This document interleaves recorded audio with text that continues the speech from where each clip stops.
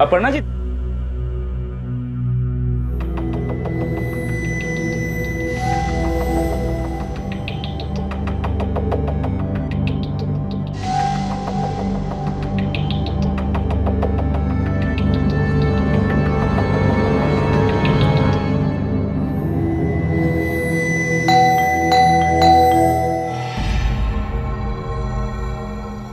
नीरज भाई, क्या हुआ? देखिए ना, ये अपर्णा जी दरवाजा नहीं खोल रही है। दरवाजा नहीं खोल रही? हाँ,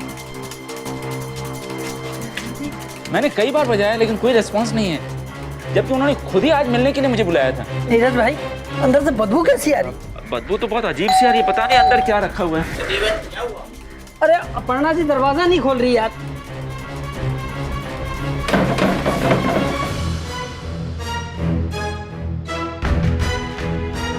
नीरज भाई, अपर्णा जी अपने नौकर हरीश के साथ अकेली रहती थी ना जी। अब अपर्णा जी दरवाजा नहीं खोल रही है तो उनका नौकर हरीश कहाँ है? उसे तो खोलना चाहिए। अरे हाँ, ऐसा करता हूँ मैं हरीश का नंबर ट्राई करता हूँ। हाँ देखिए। उसे तो उठाना चाहिए था।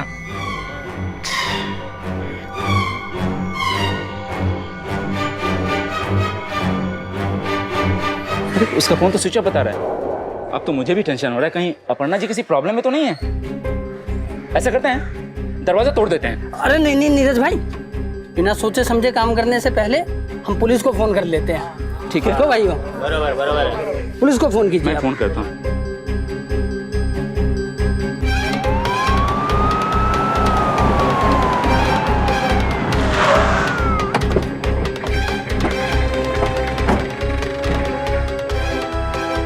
हाँ, क्या हुआ? सर, मैंने ही आपको कॉल किया था। यहाँ अपर्णा जी रहती हैं, लेकिन दरवाजा नहीं खोल रही है और बहुत अजीब सी बदबू आ रही है।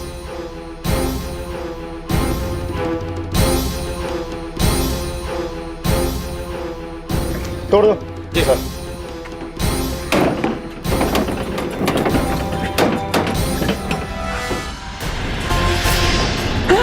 अपर्णा जी, हटो अपर्णा जी। हटो।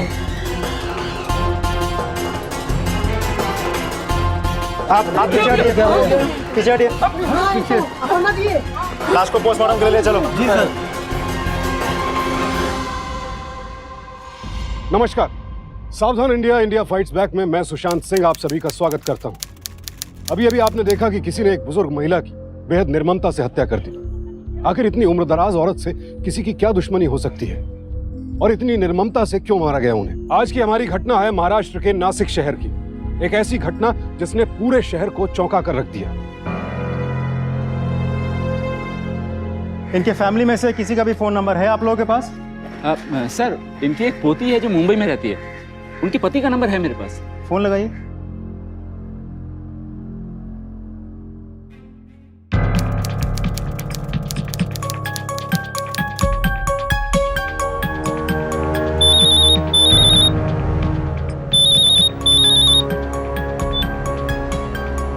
हाँ बोलो नीरज। क्या हुआ संजय? अंजलि, वो दादी। क्या हुआ दादी को? डॉक्टर ने अपनी रिपोर्ट बना दी। अंजलि जी, आपकी दादी की डेथ एक नेचुरल डेथ, इसलिए मुझे नहीं लगता पोस्टमार्टम करने की कोई ज़रूरत है। डॉक्टर के हिसाब से घर से बाहर निकलते वक्त आपके दादी ने पहले लकड़ी का दरवाज़ा खोला होगा और फिर उन्हें अचानक अस्थमा का अटैक आ गया। क्योंकि उनके हाथ में अस्थमा का पंप नहीं था, इसीलिए लकड़ी का दरवाज़ा और लोहे के ग्रिल के बीच में गिर पड़ी और उनकी मौत हो गई। ये घर में कुछ भी चोरी भी नहीं हुई है और जहां तक मुझे लगता है ये कोई लूटपाट का भी मामला है नहीं, so it's a natural death. तो आप लोग अंतिम संस्कार की तैयारी कीजिए।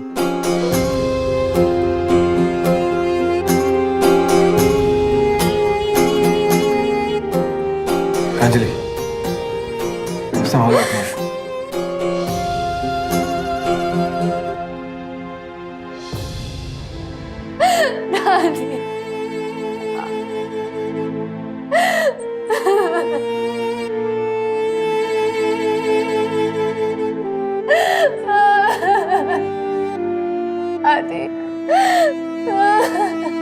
नीरज, देखो ये जगह हमारे लिए नहीं, दादी के अंतिम संस्कार का सारा इंतजाम तुम्हें ही करना होगा। डोंट वरी संजय, तुम अंजलि का ख्याल रखो।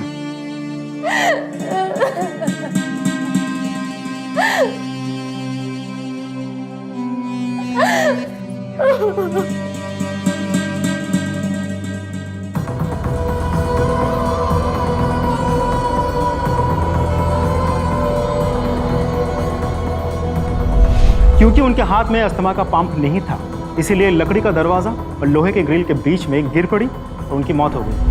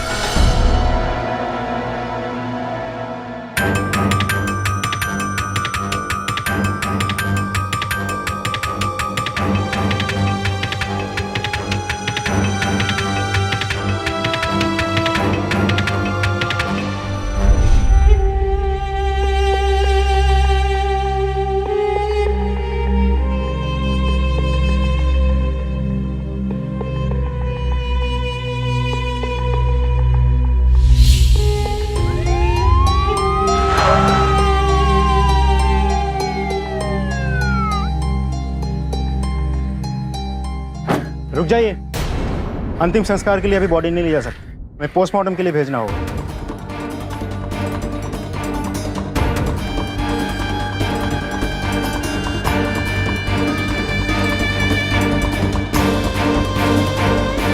लेकिन इंस्पेक्टर साहब, आपने तो कहा था कि बॉडी को पोस्टमार्टम की जरूरत नहीं है क्योंकि ये डेथ नेचुरल है।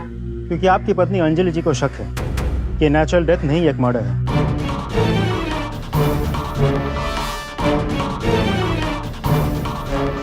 सर, मैं अपनी दादी को अच्छे से जानती हूँ।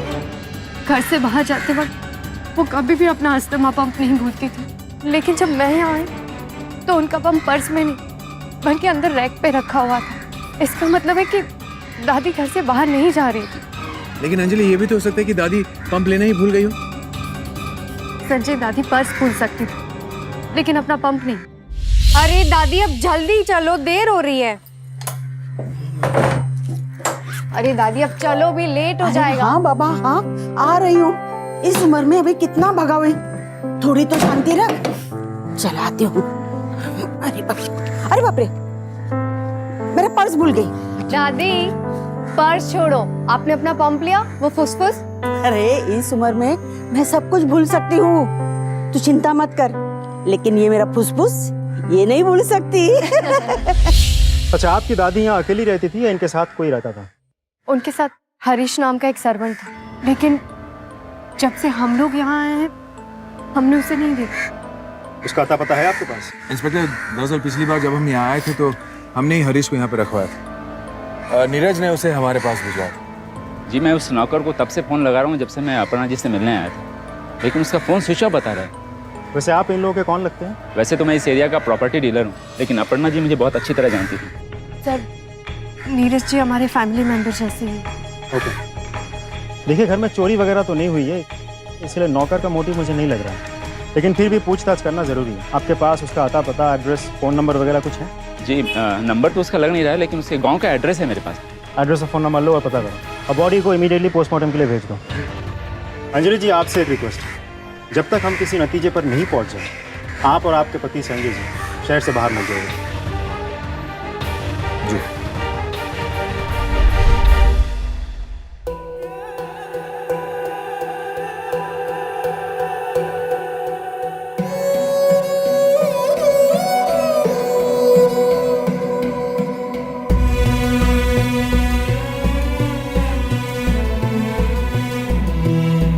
एक बात तुम्हें बोलूं अंजलि, जो इंसान एक बार चला जाता है ना बहुत दूर, तो फिर कभी लौट कर नहीं आता।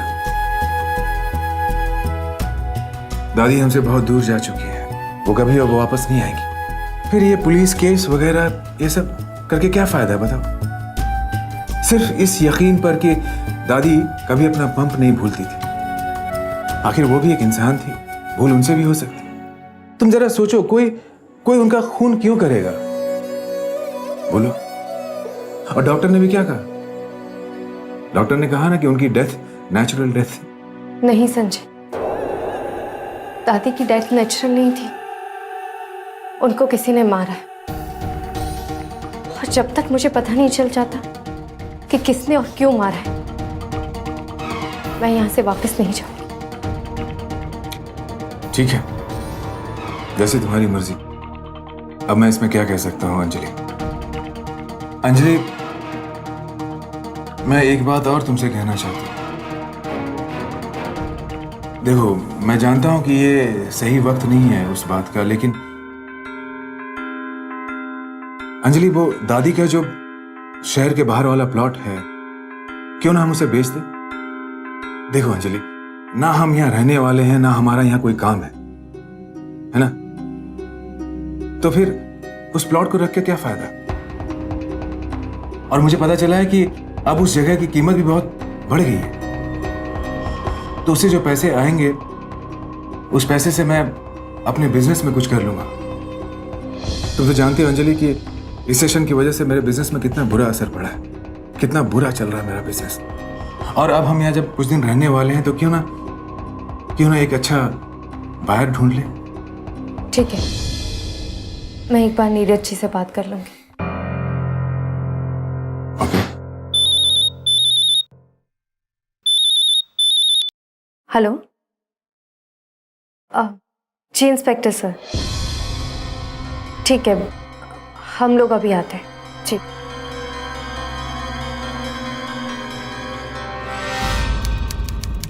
यही आपकी दादी का नौकर है? जी सर, यही हरीश है।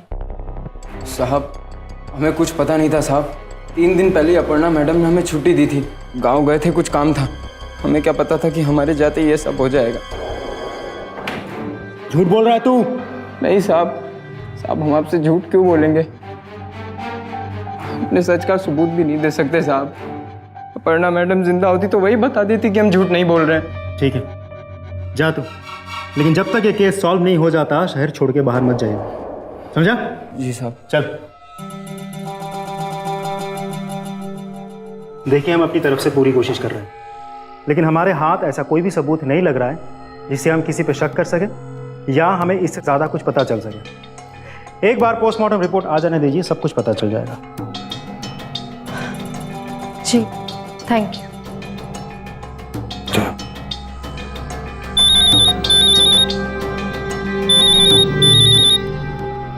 हाँ बोलो नीरज। नहीं, देखो, अभी कुछ पता नहीं चला है। हाँ, वो नौकर हरीश जो है वो मिल गया है, लेकिन उसकी बातों से लगता नहीं कि उसने कुछ किया होगा। हाँ। अच्छा सुनो, देखो, मुझे तुमसे कुछ काम है, मैं तुमसे कल सुबह मिलना चाहता हूँ। चलो हम कल सुबह मिल लेते हैं। ओके? हाँ ठीक है, ओके बाय। नीरज चलो। वैसे प्रॉपर्टी की बात करने के लिए अपर्णा जी ने खुद उस दिन मुझे बुलाया था, लेकिन अभी इस वक्त ये सब बात करना ठीक नहीं है। देखिए, अपर्णा जी अभी चल बसी हैं और पुलिस केस का भी मामला है। देखिए, मेरे ख्याल से तो हम लोगों को थोड़ा इंतजार करना चाहिए। प्लॉट हम बाद में बेच लेंगे। अब हमें इंतजार करके और क्या फायदा है बताइए? प्लॉट हमें तब भी बेचना और अब भी। दादी की जिंदा रहते रहते इस प्लॉट का फायदा उसे हुआ नहीं। कम से कम उनके जाने के बाद उनके परिवार वालों को तो इसका फायदा हो जाए। क्या कहते हैं आप? देखिए, मेरे कहने का मतलब तो सिर्फ। हाँ इंस्पेक्टर साहब। अंजलि जी, आपसे कुछ बातचीत करनी थी, मैं आपके घर आ रहा हूँ। ठीक है, हम लोग अभी घर पे पहुंचते हैं जी। संजय, हमें अभी घर जाना होगा, इंस्पेक्टर साहब आए हैं। क्या हुआ, कुछ बताएं क्या? नहीं, वो तो घर जाके ही पता चलेगा, हम लोग बाद में बात करते हैं। ठीक है, चलो चलो।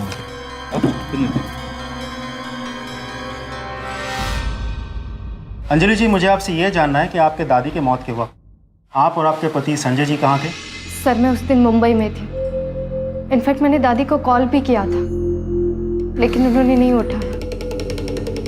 मैंने कई बार दादी को कॉल किए थे, लेकिन मुझे क्या पता था कि। और सर, संजय उसी दिन पुणे से वापस आए थे। ये अपनी बिजनेस ट्रिप के लिए गए थे। उसी दिन, मतलब जिस दिन दादी की मौत हुई थी। जी। नहीं मैडम, आपके पति किसी बिजनेस ट्रिप से बाहर नहीं गए थे। मतलब ये कि ये नासिक में थे।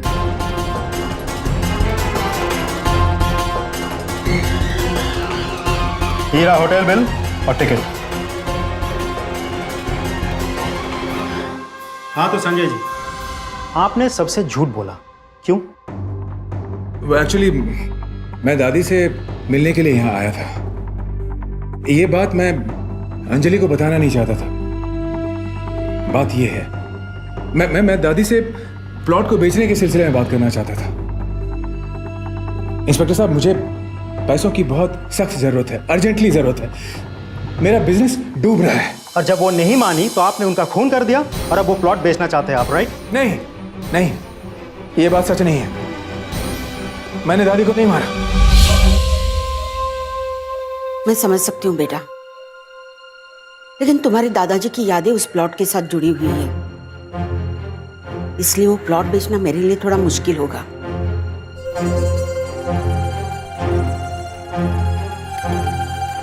पर मैं समझ सकती हूँ बेटा, जब मुझे पता है कि मेरे बच्चे मुसीबत में हैं, तो उन्हें मुसीबत में छोड़कर वो प्लॉट रख के मुझे क्या फायदा। और ये प्लॉट बेच के अगर मैं तुम्हारी मदद कर सकती हूँ तो और ही अच्छा लगेगा ना मुझे। दादाजी की यादें तो मेरे साथ हमेशा मरते दम तक रहेगी। ये प्लॉट रहे ना रहे, जो कुछ भी है वो तुम्हारा और अंजलि का ही तो है। ठीक है, मैं नीरज जी से बात करके किसी अच्छे इंसान को ये प्लॉट बेचने के लिए बोल देती हूँ। अरे हाँ, मुझे तो याद ही नहीं था कि ये नीरज प्रॉपर्टी एंड लैंड में भी डील करता है ना दादी? और इसलिए मैंने अंजलि को नहीं बताया, क्योंकि मैं चाहता था कि दादी अंजलि को बताए और अंजलि खुद उस प्लॉट के बारे में नीरज से बात करे। दादी को मारने की बात मैं सोच भी नहीं सकता। लेकिन संजय, तुम्हें मुझे बताना चाहिए था। I'm sorry Anjali, I'm sorry। देखिए मैडम, अब ये केस बहुत डिफिकल्ट हो गया। आपकी दादी के मर्डर के लिए हमारे पास किसी के खिलाफ कोई सबूत नहीं है और मेडिकल रिपोर्ट के मुताबिक ये डेथ नेचुरल है। और सर वो पोस्टमार्टम रिपोर्ट? वो अभी आना बाकी। संजय जी, आपको हमारे साथ पुलिस स्टेशन चलना होगा, कुछ फॉर्मेलिटीज और पेपर वर्क्स पूरी करनी है। आइए जी।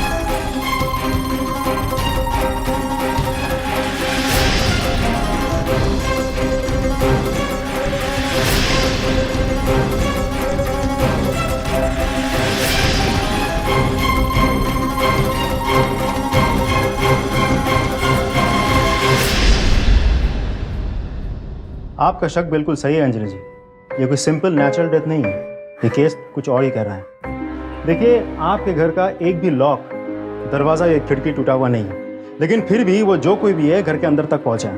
मतलब साफ है, वो कोई ऐसा है जिसके पास घर की चाबी होती है। हरीश, आपका नौकर, उसके पास भी एक चाबी होती है ना? जी। तो ये हरीश ही तो कुछ गड़बड़ नहीं कर रहा है। गायकवाड़ जी सर, एक काम करो, उसे थाने उठाकर लेकर आओ।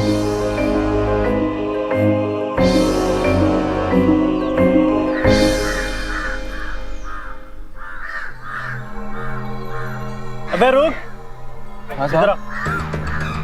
चल तेरे को थाने ले जाना है, पूछताछ करनी है। साहब उस दिन बड़े साहब को सब सच बता दिया था ना। चल ना, बड़े साहब ने ही बुलाया तेरे को। अब मैंने अरे कुछ नहीं सारे किया, सवाल मेरी जवाब तू ही गलती। करेगा क्या? थाने चल के ही बताएंगे तेरे को सब कुछ।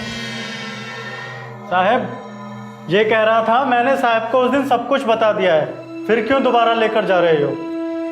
हाँ बेटा, लेकिन तूने हमें ये थोड़ी बताया था कि उस दिन के बाद तू गायब होने वाला है, वो भी अपर्णा जी के घर के चाबी लौटाए बिना, अपने पगार लिए बिना। हाँ क्यों बे? बोल। साहब हमारे पास कोई चाबी नहीं थी साहब। कुछ दिन पहले सब्जी लेने मार्केट गए थे, तभी चाबी घर भूल गए थे साहब सच में।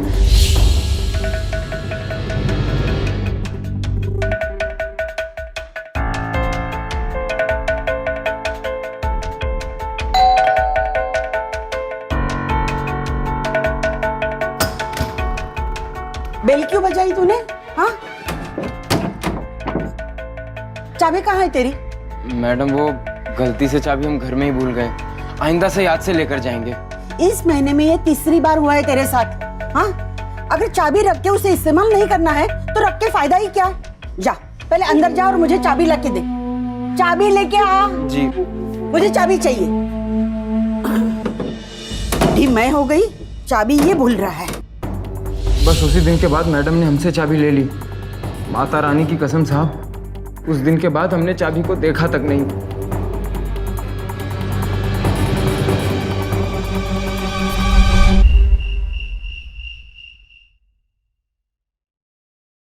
अंजलि, बहुत भूख लगी है। मैं पहले चेंज कर लेती हूँ, तब तक आप भी फ्रेश हो जाइए, उसके बाद खाना लगाती हूँ।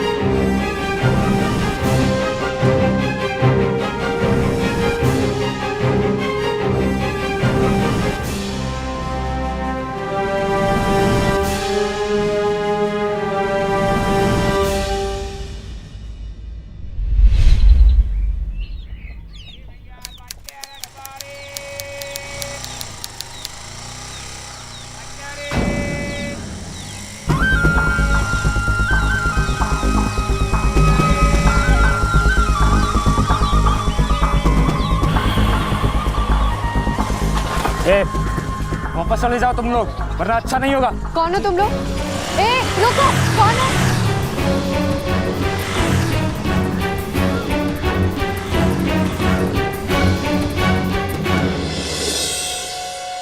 देखो संजय, बायर बहुत अच्छा है, मैं बोल रहा हूँ।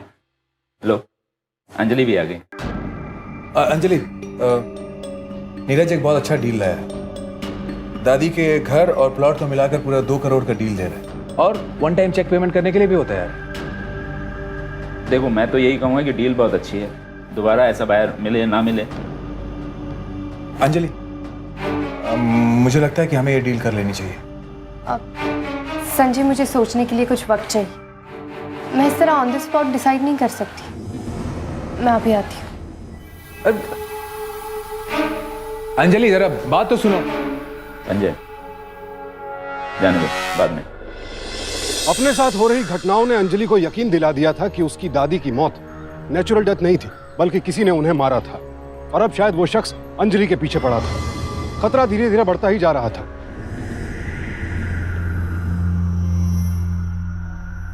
वापस चले जाओ तुम लोग, वरना अच्छा नहीं होगा।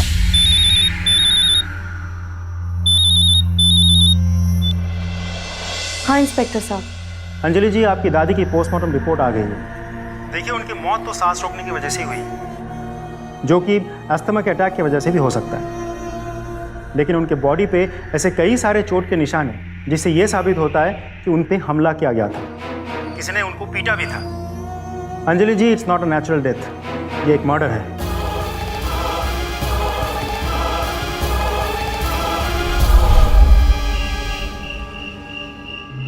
Anjali ji, it's not a natural death, ये एक मर्डर है। Anjali ji, it's not a natural death, ये एक मर्डर है।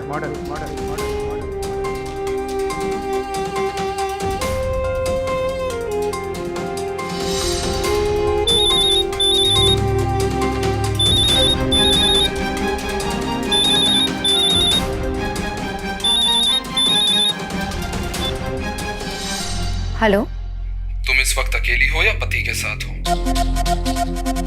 कौन बोल रहा है? तुम इस वक्त अकेली हो या पति के साथ हो कौन तुम? सामने आओ ना। तुम्हें फंसाया जा रहा है, आगाह कर रहा हूं, तुम फंसोगी तुम। हेलो हेलो हेलो,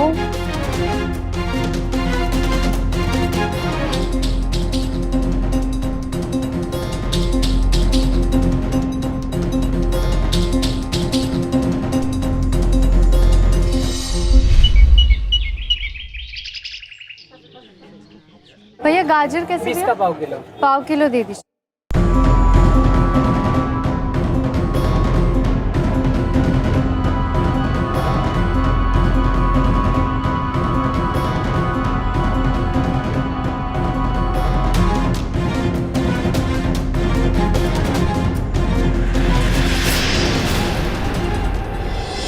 अंजलि को धीरे धीरे समझ आने लगा था कि वो किसी बहुत बड़ी मुसीबत में फंस रही है। सरेआम किसी ने उसे डराने और मारने की कोशिश की। आखिर कौन था ये शख्स और उसे अंजलि से चाहिए क्या था? सच्चाई अब अंजलि से ज्यादा दूर नहीं थी।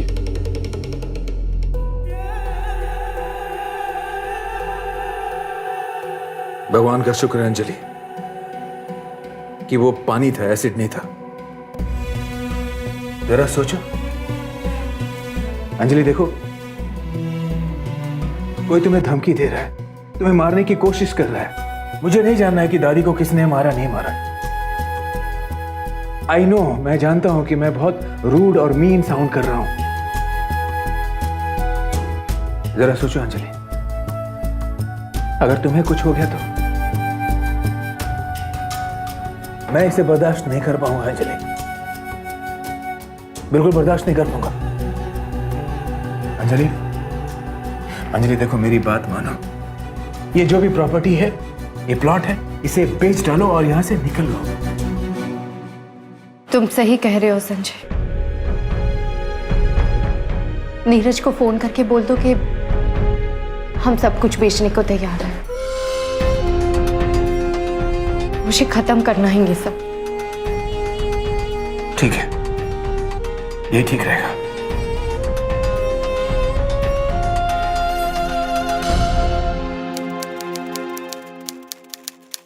थापर जी, ये यहां पे साइन कर दीजिए।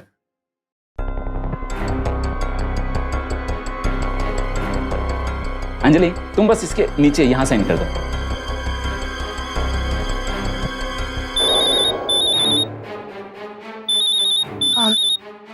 Excuse me. हेलो, साइन मत करना, तुम्हें फंसाया जा रहा है। मुझसे एक बार मिल लो, मैं तुम्हें सब ठीक से बताऊंगा। सिर्फ आज साइन मत करना। तुम्हारे अच्छे के लिए बोल रहा हूँ मैं। अपना अच्छा चाहती हो तो किसी से मेरे बारे में कुछ भी मत करो। लेकिन मुझसे मिलने के बाद भी अगर तुम्हें ये डील करनी हो तो फिर तुम्हारी मर्जी। अगर तुम्हें भरोसा नहीं तो मिलने की जगह भी तुम्हें बता देना। मैं तुम्हें फिर से फोन करूंगा। बाय। हेलो। इसी बिजनेस को बढ़ाने के लिए अरे संजय, हमें अभी चलना होगा। सॉरी नीरज जी, हमें चलना होगा। सॉरी मिस्टर थापर, ये डील हम शाम को कर लेते हैं मिस्टर थापर। चलो संजय। अरे लेकिन ऐसे कैसे जा सकते हो बीच में हम? प्लीज संजय, जरूरी काम है। अंजलि कोई खास बात? जी जी नीरज जी, जरूरी काम है। चलो संजय, मैं तुम्हें बाद में बता दूंगी। चलो नीरज,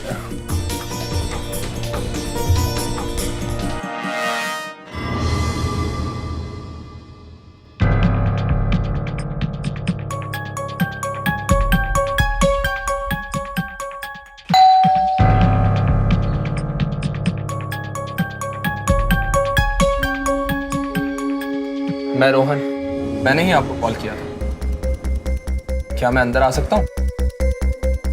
हाँ प्लीज आइए।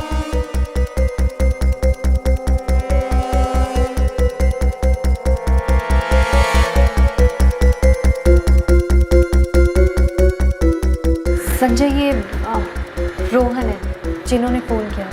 Oh hello. I am so sorry, मुझे इस तरह से आप लोग को बार बार कॉल करने पड़े, लेकिन बिलीव मी, मैं सिर्फ आप लोग की मदद करना चाहता हूँ। ये जो कुछ भी आपके साथ हुआ है या होता आ रहा है, ये मेरे साथ 2 महीने पहले हो चुका है। मेरे पापा की डेथ के बाद सारी प्रॉपर्टी मेरे नाम हो गई। मुझे तो यहाँ रहना ही नहीं था। एक दिन एक डीलर एक क्लाइंट ले आया और मुझे कहा कि ये बहुत अच्छे रेट में तुम्हारी प्रॉपर्टी लेना चाहता है। मैंने उसे सारी प्रॉपर्टी बेच दी। उसने भी मुझे आधा कैश और आधा चेक में पेमेंट करके डील डन कर दी।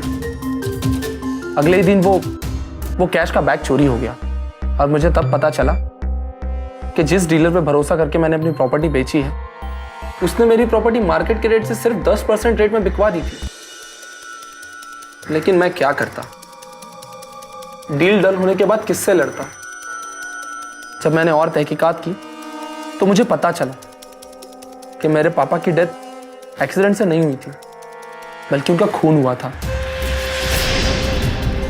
और ये सब उस डीलर ने ही करवाया था। ये उसी डीलर का प्लान था।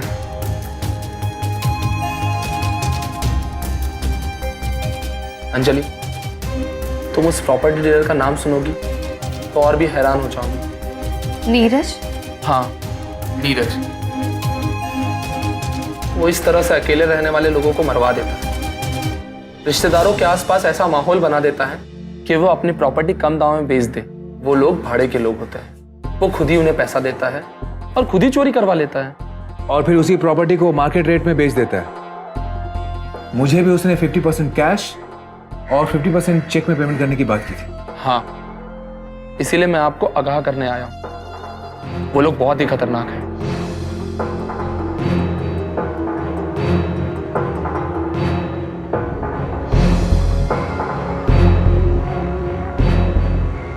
हेलो अंजलि जी, आप ये डील कर लीजिए। सब कुछ सुनने के बाद भी आप मुझे ये डील करने को कैसे कह सकते हैं? विश्वास कीजिए, मैं उसे सही वक्त पे अरेस्ट करूंगा। आपकी प्रॉपर्टी आपकी रहेगी।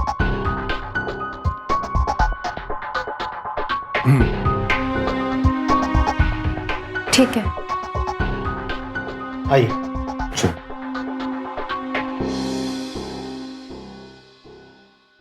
अंजलि यहाँ। जी। Good, now deal is done.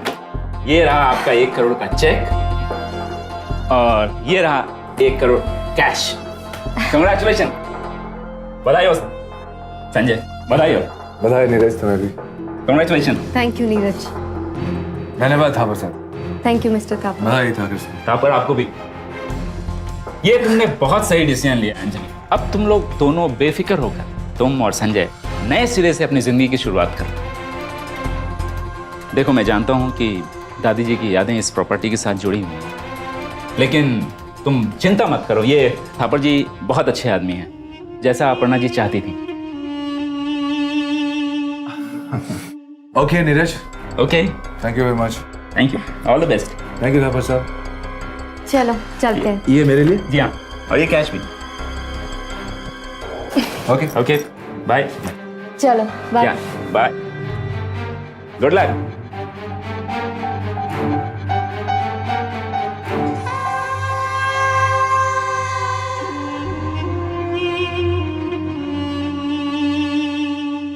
अगर उसने बदतमीजी की ना तुम्हारे साथ तो मैं उसे छोड़ूंगा नहीं। इस बार ऐसा कुछ नहीं होगा सर।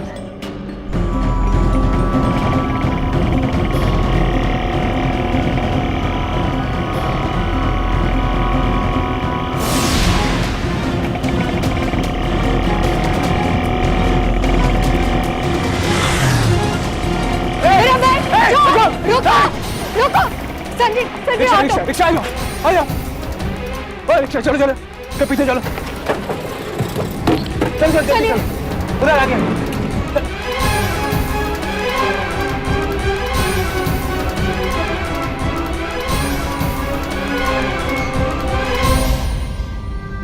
चलो।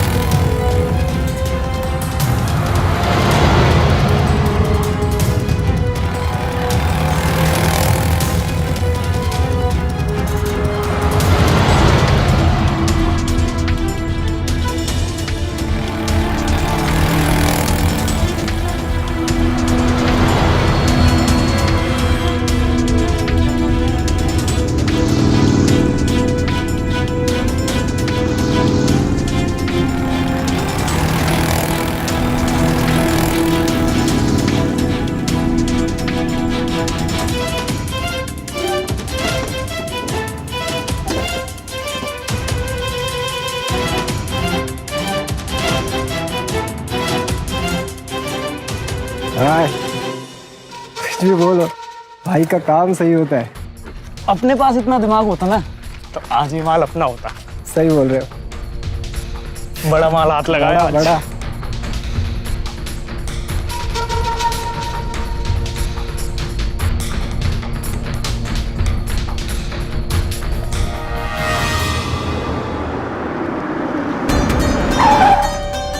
चलो।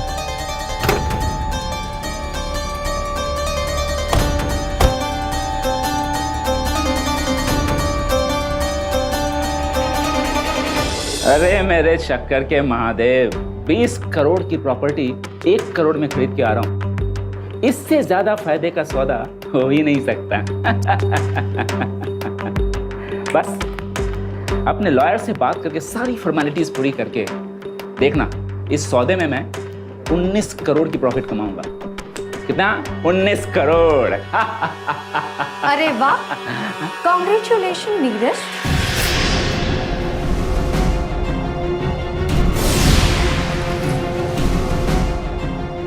अंजलि, संजय, आओ आओ ना, आओ। प्लान बहुत अच्छा था, सीरियसली आई मीन इट। लेकिन क्या करें नीरज साहब, ये क्राइम चीज ही कुछ ऐसी है, कितनी भी कोशिश कर लीजिए ना कहीं से राज खुल ही जाता। देखिए, आप लोगों को कुछ गलत फहमी हो गया। हम तो पकड़ो इसे, पकड़ो। क्या आप लोगों को गलत फहमी हुई है। मैं अंजलि जी और इनके पति तुम्हें अच्छे दोस्त मानते थे और तुम यहाँ बैठ के आराम से पहले इन्हीं लोगों की दादी का खून कर दिया और अब इनको लूटने चले थे, है ना? पूरी कहानी क्या है, सच सच बताओ, नहीं तो हम उगलवाएंगे। मैं बताता हूँ क्या क्या क्या किया हमने। ये लोग नौकर रखवाना चाहते थे अपर्णा जी के घर में, तो मैंने वहाँ नौकर रखवा दिए हरीश को। लेकिन वो नौकर हरीश वो मेरा आदमी था,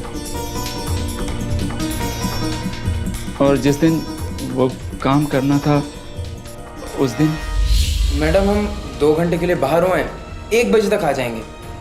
ठीक है बेटा, लेकिन पक्का जल्दी वापस आना, 1 बजे के पहले। हाँ जी मैडम। ठीक है। हाँ भैया, घर से निकल चुके हैं और डुप्लीकेट चाबी आपको दे चुके हैं, ठीक है? हाँ। और मैंने तुरंत अपने आदमी को वहाँ भेज दिया और उन लोगों ने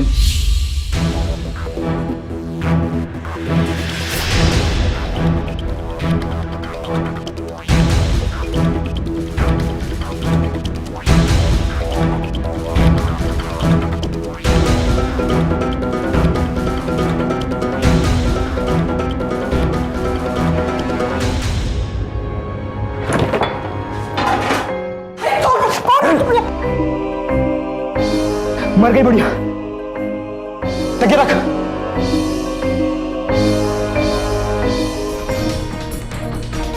बस ले।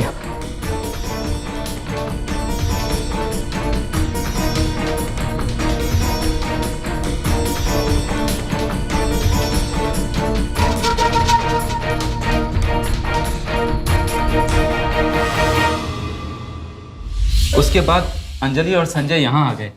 मुझे संजय के फाइनेंशियल प्रॉब्लम के बारे में मालूम था, तो मैंने इन लोगों पे और प्रेशर डाला। अपने आदमियों से धमकी दिला के और 2 करोड़ का बायर लाके। बायर भी मेरा ही आदमी था। पूरा का पूरा फायदा सिर्फ मेरा ही था। और फिर तुमने इन लोगों के हाथों 1 करोड़ कैश भी लूट लिया, है ना? जी। नीरज, जब मैं मुंबई में होती थी और दादी यहाँ, पता है मैं किस यकीन के साथ वहां चैन से जी पाती थी? ये कि वहां एक शुभचिंतक है, एक अच्छा दोस्त है जो मेरी जिंदगी की सबसे अनमोल इंसान का ख्याल रखता है। लेकिन नहीं, तुम पे भरोसा करना मेरी जिंदगी की सबसे बड़ी गलती थी। उस नौकर हरीश को उठा के लेके आओ। जी सर। अब उसका बाकी का वक्त जेल में ही बीते। चलो।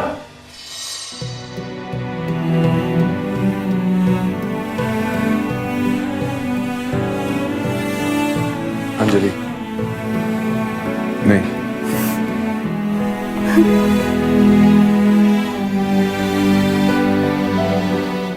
आज के जमाने में किस पर भरोसा किया जाए और किस पर नहीं, ये तय करना बेहद मुश्किल हो गया है। कब कौन किस मौके पर हमारा बुरा कर बैठे कोई नहीं जानता। बाहर का व्यक्ति होने के बावजूद नीरज पर अपर्णा जी को पूरा भरोसा था, और फिर उसी नीरज ने उन पर जानलेवा हमला करवाया और फिर उनका खून करवा दिया। कारण सिर्फ पैसा। पैसा एक ऐसी चीज है जो खून के रिश्तों तक में दरार पैदा कर दे, तो फिर पड़ोसी का रिश्ता क्या चीज है। नीरज को अपर्णा जी की हत्या के लिए आईपीसी के सेक्शन 302, आपराधिक षड्यंत्र के लिए सेक्शन 120B और धोखाधड़ी के लिए सेक्शन 420 के तहत उम्र कैद की सजा सुनाई गई। अपर्णा जी के नौकर हरीश को भी गिरफ्तार कर लिया गया और इस षड्यंत्र में शामिल होने के लिए उसे सेक्शन 120B के तहत 3 साल कैद की सजा सुनाई गई। इसीलिए सावधान रहिए, सतर्क रहिए हर उस व्यक्ति से जो आपके बहुत ज्यादा नजदीक आने की कोशिश करे। इसी प्रार्थना के साथ अब मैं सुशांत सिंह आपसे विदा लेता हूं। फिर मुलाकात होगी ऐसी एक और सत्य घटना के साथ। देखते रहें सावधान इंडिया, इंडिया फाइट्स बैक।